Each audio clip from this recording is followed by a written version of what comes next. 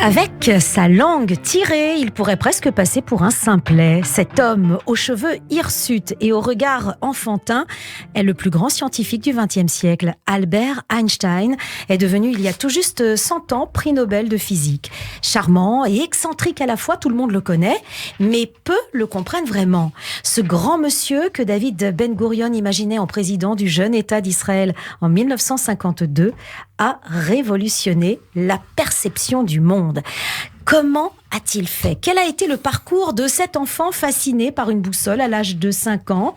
Qui était-il ? Comment sa vie privée, ses engagements politiques, son rapport au judaïsme et à Israël explique-t-il la personnalité de cet homme exceptionnel ?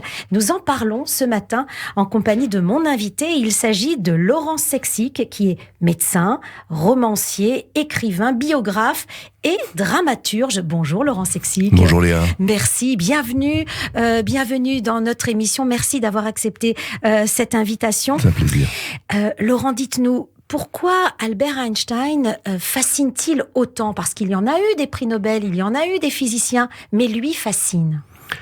Sans doute parce qu'il y a une part de mystère, et puis il y a sans doute c'est un monument de la pensée et un monument d'engagement et un monument de courage.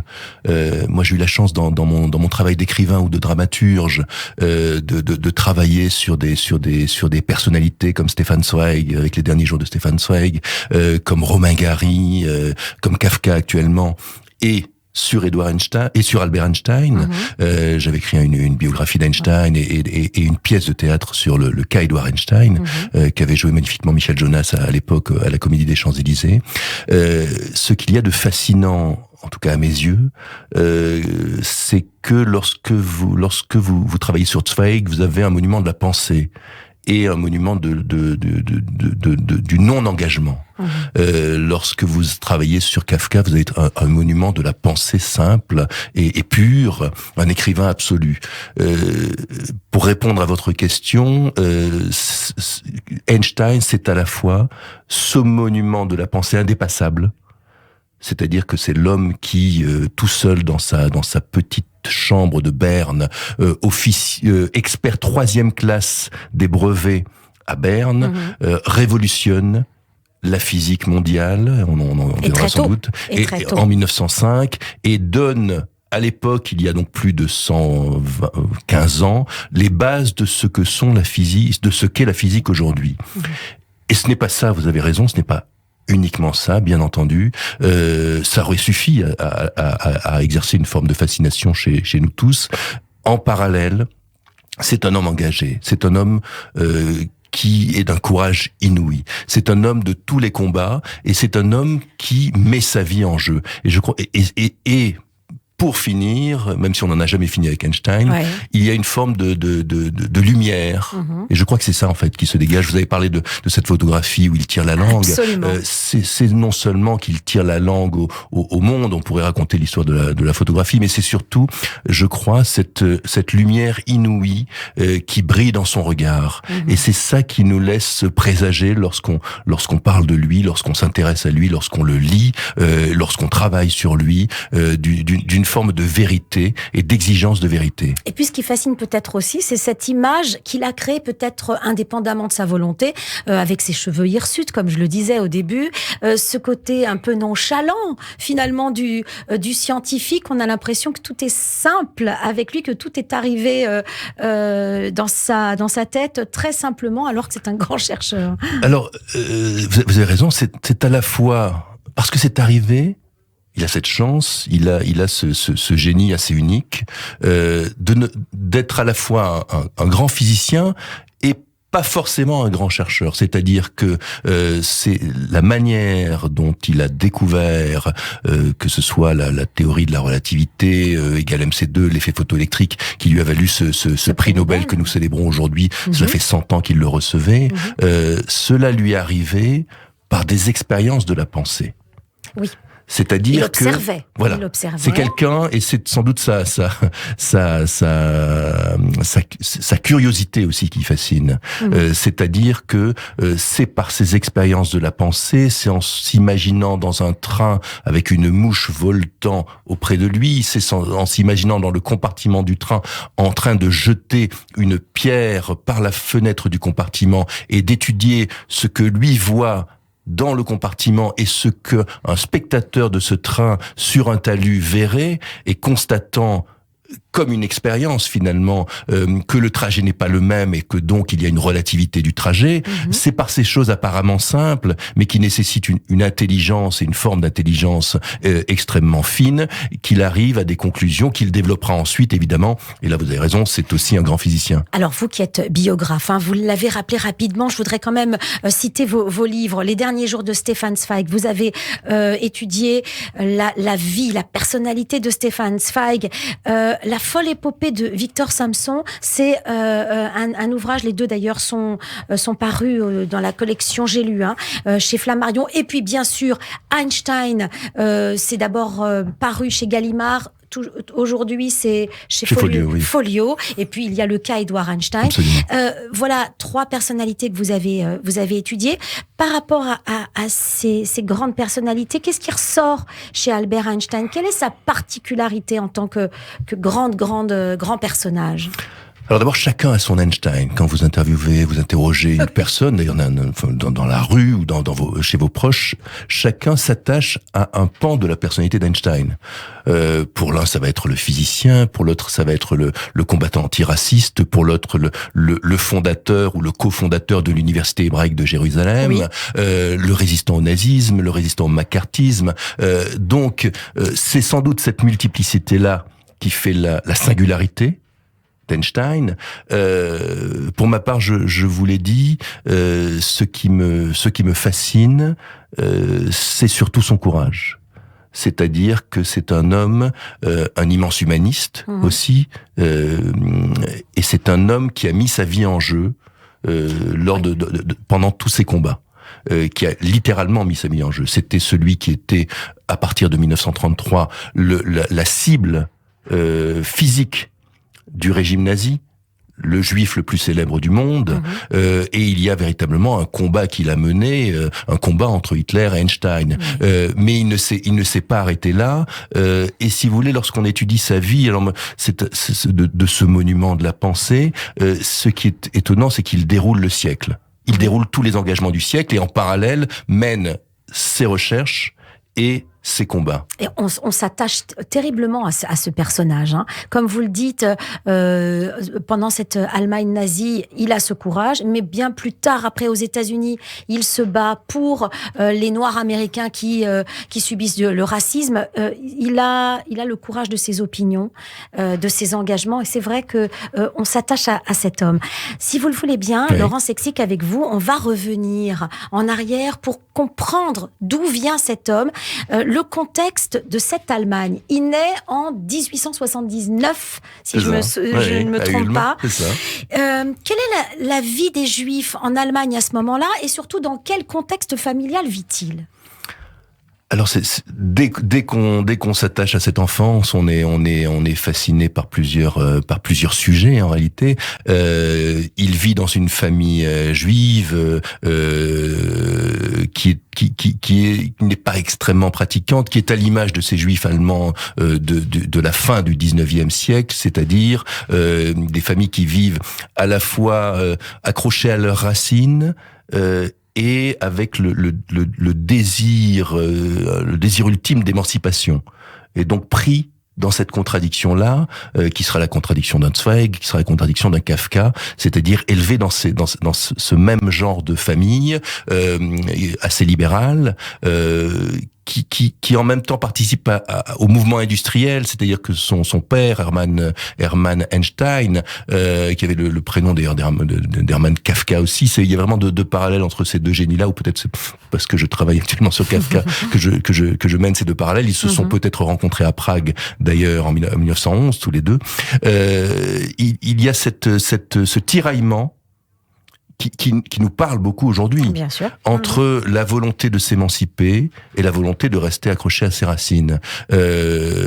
Beaucoup de juifs allemands vont au début du XXe siècle se convertir, parce que c'est aussi, comme des juifs russes par ailleurs, c'est aussi le moyen d'accéder à l'émancipation, c'était aussi la possibilité pour les juifs russes de vivre, on l'a oublié aujourd'hui, dans les grandes villes, puisque les capitales de la Russie pré-soviétique étaient interdites aux juifs. Accéder à des métiers. Voilà, accéder à certains métiers. Comme les parents de Karl Marx aussi. Absolument. Donc c'est dans cette ouverture-là, avec le souci qui fera que Hermann Einstein va longtemps refuser sa bénédiction au mariage d'Albert Einstein et de Mileva Maric 20 ans plus tard. Il naît à Ulm, ils vont très vite partir à Munich. À Munich, c'est le début de l'électrification de la ville, et Hermann va avoir, avec son frère, l'oncle d'Einstein, une petite entreprise qui va participer à l'électrification de la ville à Munich. Et donc c'est dans ce contexte-là qu'il va grandir. Ce qui est fascinant avec Einstein, et je parlais de son courage, c'est qu'il va ressentir très tôt, dès cette fin de siècle et au début de ce siècle, le péril du nationalisme allemand, de tous les nationalismes d'ailleurs. Ce sera un de ses combats fondamentaux.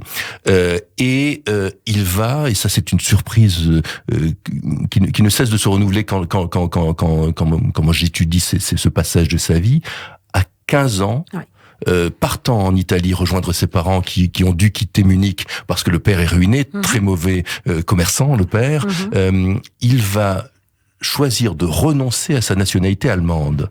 Cela en dit beaucoup sur ce qu'était l'Allemagne au début du XXe siècle. Et sur qui était Albert Einstein aussi. Et sur qui était Albert Einstein, absolument. Et donc il va être apatride.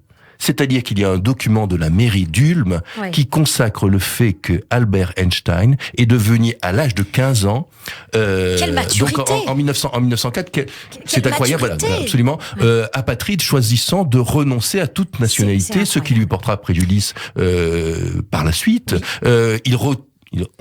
On avance un peu, mais il reprendra sa nationalité, on lui redonnera sa nationalité allemande beaucoup plus tard. L'Allemagne a à la fois fait et défait Albert Einstein lorsqu'il sera à Berlin professeur, mais ça c'est beaucoup plus tard. Donc à 6 ans, c'est un gamin qui découvre. Oui, allez-y. Alors juste un mot sur l'élève, sur Einstein et le savoir. On le dit cancre. Est-ce que c'est une légende? Est-ce que c'est vrai? On dit que c'était que au départ c'était un enfant qui qu'on prenait un peu aussi pour peut-être un attardé. Est-ce que c'est vrai? Est-ce que c'est une légende? Alors je crois qu'il a forgé sa légende. Ce n'était pas un cancre. C'est un cancre plutôt. Non, alors si vous voulez, c'est quelqu'un qui c'est déjà un enfant. On ne devient pas supérieurement intelligent à 20 ans ou à 15 ans. On est surdoué. C'est évidemment un enfant surdoué et donc qui va s'intéresser à ce qui le passionne, et donc qui va se désintéresser du reste. Mais c'est surtout un enfant, et puis un adolescent, et puis d'ailleurs un adulte, qui est rétif à toute forme d'autorité.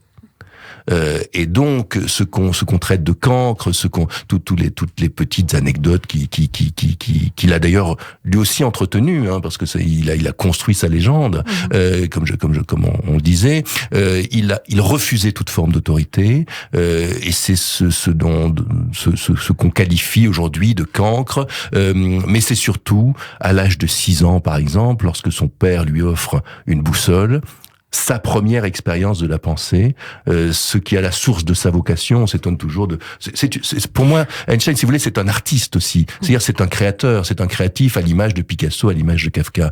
Et lorsqu'il voit cette boussole, il comprend, en réalité, qu'il y a des phénomènes qui lui échappent, et qu'il y a des phénomènes qui ne sont pas inscrits dans ce que l'on voit. Et cette boussole est attirée par une force, et il va comprendre qu'elle n'a rien de surnaturel, mais qu'elle est la force physique. Et c'est sans doute une des sources de sa vocation, cet émerveillement. Oui, mais ce comportement et ce questionnement qu'il a face à cette boussole, et ça explique aussi peut-être tout le reste. Un enfant traditionnel, j'allais dire normal entre guillemets, va regarder, ça va l'amuser 5 minutes, mais lui, il va aller plus loin. Exactement, Est-ce que oui. c'est ça, aller plus loin? C'est ça. L'à peu près, il ne s'en fait pas une règle. Lui, il veut de l'exactitude. C'est ça, c'est à la fois un émerveillement devant la nature et devant les hommes, et un souci d'exigence de vérité. Et je crois que c'est ce qui va l'habiter durant toute sa vie, l'exigence de la justesse, de la justice et de la vérité, tant sur les phénomènes physiques, tant sur la physique, que sur l'universel. Alors, à présent, abordons sa vie peut-être amoureuse. Il est chercheur, il devient étudiant. C'est un étudiant, bien sûr, un étudiant excellent. Il va obtenir ses diplômes, mais c'est pendant ses études qu'il va tomber sur cette femme, Mileva Marić. Qui est-elle? Qu'est-ce que vous pouvez nous dire de cet amour entre les deux? C'est un amour de jeunesse. C'est un amour c'est véritablement un amour de jeunesse, c'est-à-dire que on le sait peu et c'est toujours amusant de le redécouvrir. Il était un peu fleur bleue, Einstein. Oui. Et on le sait vraiment peu, mais jusqu'à la fin de ses jours ou un peu avant, ça a toujours été un grand amoureux. Alors on le sait peu parce qu'il a eu ce premier amour qui a fini assez tragiquement. Alors moi dans le cas Edward Einstein, dans la pièce et dans le roman, j'ai eu l'occasion d'essayer de travailler sur cette relation. C'est à la fois dont il pâtit aujourd'hui encore parce qu'elle s'est mal terminée. Elle s'est terminée par un divorce où il n'a pas été très élégant, ça il faut l'avouer, et sa vie de famille, on parlera peut-être du fils Edward Einstein plus tard, mais cela n'a pas été un bon père et cela n'a pas été un bon mari. Mais pour revenir à cet amour de jeunesse, il a 20 ans, elle est un tout petit peu plus âgée que lui. Ils sont tous les deux étudiants à l'école polytechnique de Zurich, qui est une des plus grandes écoles de physique de l'époque. Et il tombe amoureux d'elle. Ils vont avoir un enfant très vite. Liserle, dont on ignorera un peu la destinée, qu'ils cacheront parce qu'ils doivent le cacher. C'est pas une grande énigme, ça. Souvent on dit que c'est un mystère. Oui, en même temps, à l'époque 1902, mais 1903. Est-ce qu'elle a fait une fausse couche ou est-ce qu'elle est née Non, l'enfant est véritablement né et elle est morte à l'âge de 3 ou 4 ans d'une maladie infectieuse très très fréquente à l'époque. Si vous voulez, c'est une histoire classique parce que ils ont dû le cacher parce qu'ils n'étaient pas mariés. C'était un couple illégitime. Le père, je l'ai dit, refusait ce mariage, sans doute au nom des valeurs du judaïsme, et c'est sur son lit de mort qu'Hermann Einstein va accorder sa bénédiction à Albert. Ils vont se marier finalement, fort de cette bénédiction.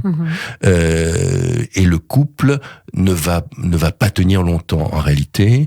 Cet amour de jeunesse, cette passion de jeunesse, c'est l'être magnifique et à la fois naïve et innocente qu'il s'échangeait et qu'Einstein envoyait à Mileva vont vite appartenir au passé. Ils vont avoir un premier enfant et un deuxième en 1910, Edward, pour finalement se séparer en 1914 d'abord et divorcer un peu plus tard. Mais ils se séparent en raison de la maladie, non, la maladie se développe beaucoup plus tard.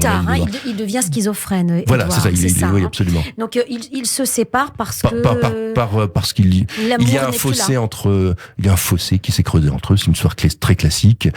Simplement, on a retrouvé en effet des documents comme quoi Einstein refusait l'accès de son bureau à son épouse Mileva. Alors qu'elle est physicienne. Oui. Alors sur Mileva, il y a beaucoup de choses aussi qui se sont dites. C'est une héroïne serbe. Quelque part, elle n'a pas inventé Einstein. Ce n'est pas.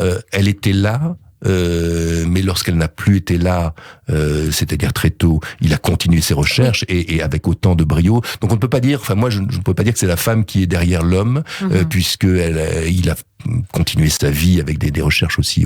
Et ce n'est certainement pas elle, comme on peut l'entendre parfois, parce qu'Einstein catalyse sur lui toutes les haines, toutes les rancœurs aussi. On n'en a pas parlé, et donc ce n'est certainement pas elle qui est l'origine de l'ensemble de sa théorie, comme ce n'est pas, si vous voulez, Einstein a capté l'air du temps en 1905. à Berne. Poincaré était assez avancé sur la théorie de la relativité, d'autres encore.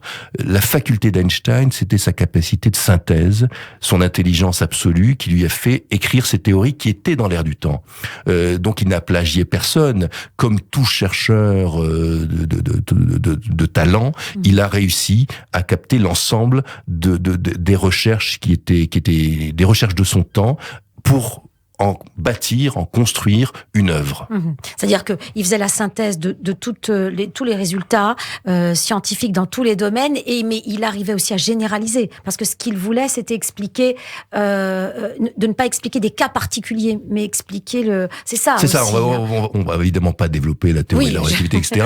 Mais si vous voulez, ce n'était pas tant qu'il faisait la synthèse, c'est qu'avec ses expériences de la pensée et ses recherches, et ayant lu aussi les recherches, mais ce qu'il faut savoir, c'est que lorsqu'il a écrit sa théorie de la relativité, de l'effet photoélectrique, il n'était même plus universitaire. Il était expert 3e classe à Berne. Donc il ne disposait même pas de tous les documents qui étaient imprimés à l'époque et de toutes les recherches. Donc c'est vraiment lui qui a créé. Et comme j'ai dit, moi je l'assimile beaucoup plus à un créateur qu'à un physicien. Et c'est peut-être en ce sens-là qu'il impressionne aujourd'hui, en sachant que je ne sais plus j'avais noté l'année précise, mais ces ondes gravitationnelles dont il émettait un peu plus tard la réalité ont été vérifiées en 2017. C'est-à-dire qu'il a fallu envoyer un détecteur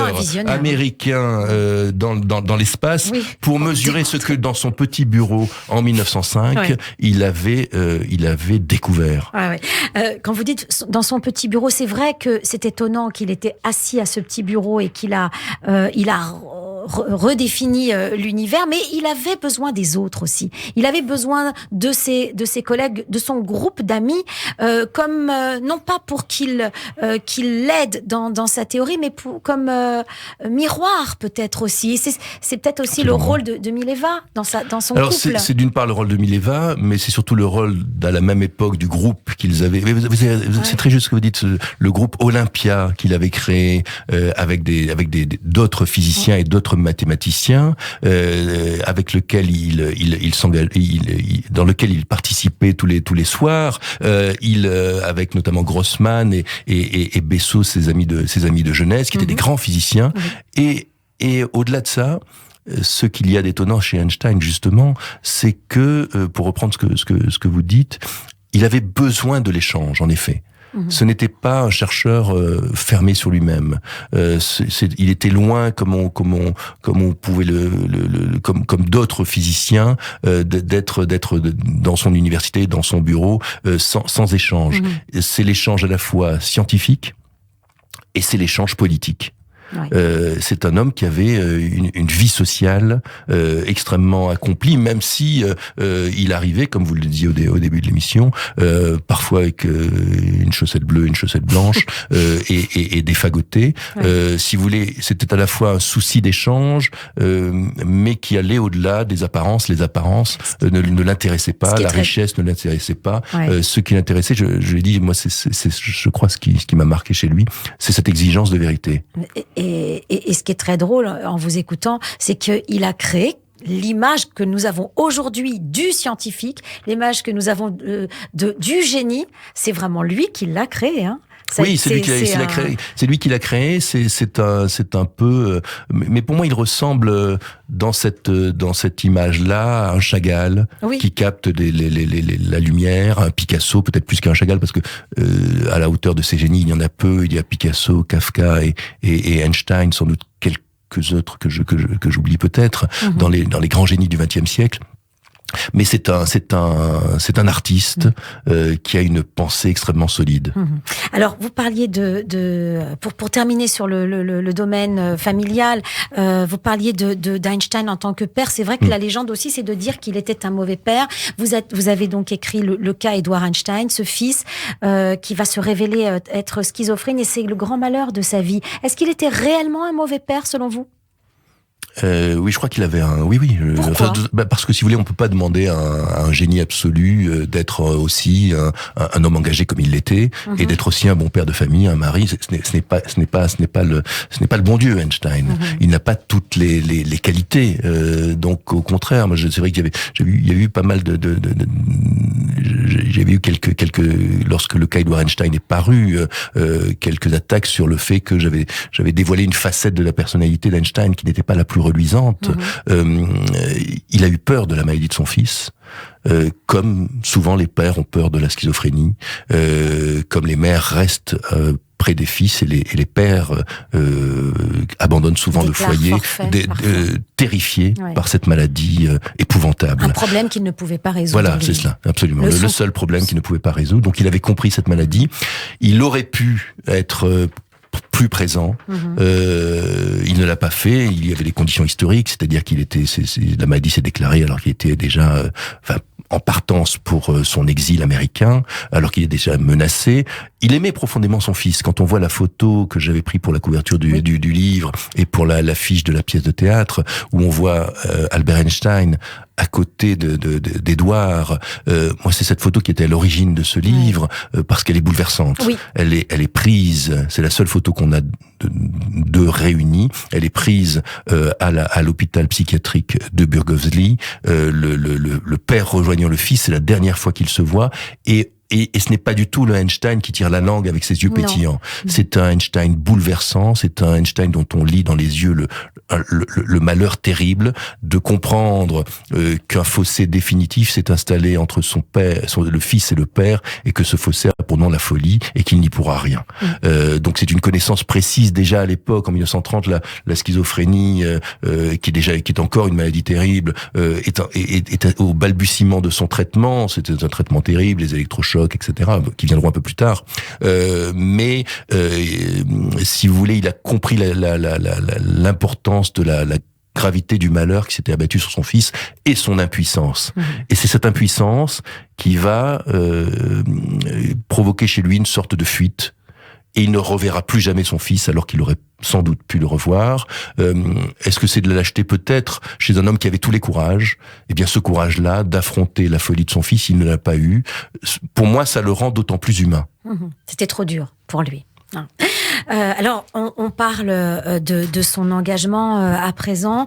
Il y a peut-être un événement dans l'histoire mondiale qui a déclenché peut-être cet engagement, en tout cas qui l'a révélé. C'est la Première Guerre mondiale. Est-ce que vous êtes d'accord avec cela ? Je crois que ça a été un événement évidemment pour tous. C'est un événement qui a révélé les mentalités. C'est un événement qui, si l'on se réfère à ce qu'a fait Zweig, finalement, qui a versé comme quelques-uns à l'époque dans le pacifisme, ce qu'il y a d'étonnant chez Einstein, mais Zweig a mis du temps Zweig au début, contrairement à ce qu'il dit dans Le Monde d'hier, a participé à l'emballement totalement délirant de ces peuples marchant la fleur au fusil vers le massacre au nom d'un nationalisme qu'il a condamné dans le monde d'hier. Ce qu'il y a d'intéressant chez Einstein, c'est que lui, et c'est quand je disais la justesse de sa pensée, ne s'est pas laissé emballer pour revenir après au pacifisme. C'est-à-dire que dès la déclaration de guerre, alors qu'il est dans une Allemagne qui est traversée par une folie nationaliste qui va la conduire d'ailleurs qui va expliquer bien des folies plus tard et qui n'est pas d'ailleurs qui est loin d'être moindre que celle qui animait la France, même si elle a peut-être d'autres ressorts. En 1914, il va, alors que 93 chercheurs, je crois que c'est 93, j'ai noté le chiffre ici, signent l'appel, le manifeste d'ailleurs des 93 scientifiques, c'est-à-dire l'ensemble des grands scientifiques allemands, signent un appel pour la guerre, mais un appel qui en appelle à la guerre au nom presque de la race. C'est très curieux de voir ce manifeste des 93 et ce qui animait déjà en 1914 la folie guerrière allemande. Lui va écrire un manifeste aux Européens. Lui va avoir ce courage de se démarquer déjà de l'ensemble de la recherche allemande à laquelle il vient d'adhérer en quelque sorte. C'est en 1910 qu'il devient le patron de la physique allemande grâce à Max Planck. Il va proposer un manifeste complètement à contre-courant de toutes les idées, de toute cette folie emparée des nations entières. Et il va pour se faire signer des ennemis. oui, les ennemis, cela a commencé là, mais ça a commencé longtemps avant. Mais c'est vrai que Lénard, le chef de celui qui deviendra le chef de la physique nazie, prix Nobel également, va sans doute trouver là matière à débuter, à entretenir sa haine, mais se manifeste aux Européens. C'est dire comme il est visionnaire. Oui. En 1914, à contre-courant, c'est extrêmement courageux parce que s'opposer à ces mouvements-là va recueillir 3 voix, 3 signatures. Et donc, c'est cela. Je ne dirais pas que c'est la guerre de 14 qui l'a révélé. Cela témoigne en tout cas déjà de son courage et de son engagement pour l'Europe, qui ne sera jamais démenti. Lui qui a développé la relativité du temps, il était au-dessus de son temps. Il transcendait son temps et son époque et l'histoire de son époque. On a le sentiment qu'il est au-dessus du lot, vraiment, avec ses positionnements, avec ses engagements. Oui, il voit le massacre à venir. Oui. Et il refuse de donner son imprimatur à ce massacre-là, ces millions de morts au nom du nationalisme qui sera toujours la lutte contre le nationalisme sera le combat de sa vie. Alors le sionisme, son rapport au judaïsme quel est-il et surtout sa position par rapport au sionisme naissant. Oui, alors ça c'est extrêmement intéressant parce que ça fait partie pleinement de sa vie et que ça va l'accompagner durant toute son existence jusqu'à presque sa mort. Il est très attaché aux valeurs du judaïsme. Il a cet attachement lui est donné par ses parents. Chaque vendredi soir, il accueille dans le cercle familial avec sa mère et son père un étudiant russe qui a fui les pogroms et qui le fera étudier également. Il va son rapport à la religion n'a rien à voir avec son rapport au judaïsme.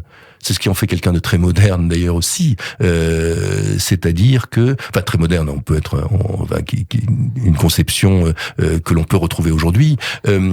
C'est-à-dire que il n'y a pas de vraie religiosité en lui. C'est quelqu'un dont on ne sait finalement s'il croit en Dieu ou s'il n'y croit pas. Je pense qu'il y croyait. Il n'est pas du tout pratiquant, mais il a cet attachement fervent aux valeurs juives, à ces valeurs à laquelle il associe l'universalisme, l'humanisme, et il y a chez lui une telle lucidité qu'en 1923, arrivant à Tel Aviv, il dira d'une part, et invité à Jérusalem par d'ailleurs le gouvernement anglais, il dira, mettant le pied à Tel Aviv, c'est le plus beau jour de ma vie. Il dira aussi, à cette même époque, en 1923, ce qui est fascinant, parce qu'il est le seul à le dire, les Juifs allemands ont encore 10 ans à vivre en Allemagne. Et il le dit en 1923. Quand on étudie ce genre c'est une succession de moments fascinants quand on étudie ce genre de personnages. Donc il a cette forme de lucidité. Il a également, il répond à l'invitation de Chaim Weizmann d'aller le futur président premier président d'État d'Israël, à aller aux États-Unis collecter des fonds pour le sionisme. Il voit dans le sionisme, mais un peu à contre-cœur, non? Non, ça je crois pas. Non, ça je. Enfin, après on peut difficilement. Moi je ne crois pas. Je crois qu'il y va. Personne n'a jamais forcé Einstein sur rien. Il y va. Alors après, il émet des réserves, on pourra en parler, parce qu'il y a cette lucidité sur l'avenir, mais il va collecter des fonds parce qu'il voit là à la fois un retour aux traditions et une sauvegarde de ce judaïsme européen dont il voit et dont il annonce la fin. Donc, alors c'est un sioniste. Oui, il le dira de toute façon. Et si vous voulez, il a parce qu'il faut étudier l'ensemble de son regard sur la question juive. Mm-hmm. Il a cette phrase lorsqu'il arrive en Palestine de l'époque, oui. Et il s'engage pour ce foyer national juif, il s'engage pour le sionisme, et je crois qu'il revendique un sionisme, mais il écrit l'établissement d'une coopération satisfaisante entre juifs et arabes n'est pas le problème de l'Angleterre, mais le nôtre. Nous, juifs et arabes, nous devons nous entendre nous-mêmes sur les lignes directrices d'une politique de communauté efficace et adaptée aux besoins de nos deux peuples. Les difficultés rencontrées ont provoqué d'heureuses conséquences. Elles ont développé et dévoilé la puissance des liens entre les Juifs et tous les pays, surtout pour leur destin, mais elles ont éclairci notre manière de voir le problème palestinien, l'ont libéré des impuretés d'une idéologie nationaliste. Donc, si vous voulez, il écrit ça en 1923 ou 24, j'ai pas la date exacte. Donc, il y a cette lucidité des problèmes qui attendent et des écueils. Les Juifs en terre de Palestine. Voilà. Et un engagement sincère, permanent pour l'établissement, et physique presque pour l'établissement à la fois d'une université hébraïque qui dans son esprit, permettra aux jeunes Juifs qui sont refusés des universités russes notamment, et dont ils voient qu'ils vont être exclus des universités allemandes avec cette lucidité absolue, d'étudier et de bénéficier, comme lui a pu l'avoir, d'un savoir. On va revenir sur l'université hébraïque de Jérusalem, mais ce que vous venez de dire sur ses propos à l'égard des Palestiniens et du problème futur qu'il voit, que pourtant il refuse, bien sûr 30 ans plus tard, mais il refuse la présidence de l'État d'Israël que lui propose David Ben Gurion, alors qu'il est sensible, on le voit bien, aux problématiques de plus tard l'État d'Israël. Comment expliquer ce refus ? Alors, ce refus, d'abord, il est lié à... Je pense que ça a beaucoup honoré j'ai sa réponse. Qu'on lui propose. Même si, oui, dit-on, David Ben Gurion espérait qu'il refuse. Voilà. Alors, non, mais si vous voulez, d'abord, il est très conscient. Alors, il me semble, mais que Simone Veil aussi, on lui avait plus ou moins proposé, elle avait plus ou moins refusé.